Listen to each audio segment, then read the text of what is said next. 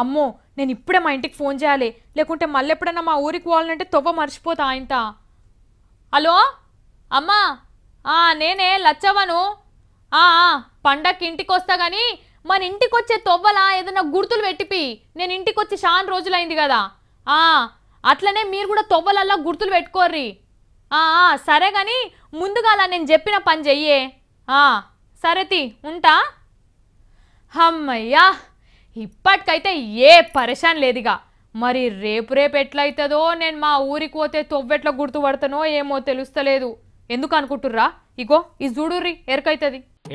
KCR sir పట్టు వచ్చిందంటే ఇడిచిపెట్టేటట్టు లేడు. ఊర్లన్నిటినీ అడవి లెక్క తయారు చేయాలని ఎప్పుడో కలగన్నాడట. చేసి చూపిస్తాను నడుముకు తువ్వాలగట్టింది నిన్న. మన తెలంగాణలో ఎంతమంది జనం ఉన్నారు?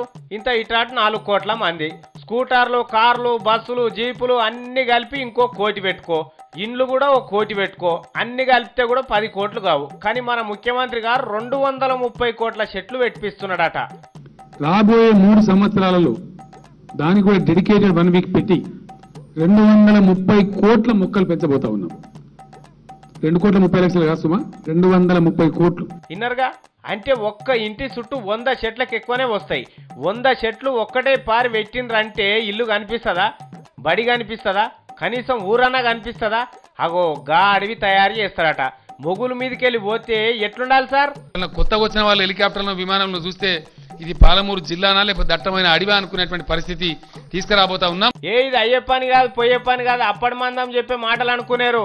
సారు ఏమంటావు? మనిషి అనుకున్న తర్వాత సాధించలేని ఏది లేదు. మనిషి కాదు, ఒక మహారూపం అనుకున్నాక ఆగుతుందా? కాబట్టి మరి జనమంతా ఒక్క పని చేయవలసి ఉన్నది.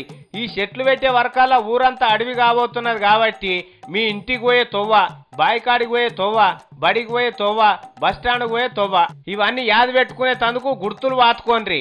ఎందుకంటే అంతటి అడవి అయినాక తొవ్వ మర్చిపోతురా అంటే మళ్ళా పరిశాన్ అవుతుంది.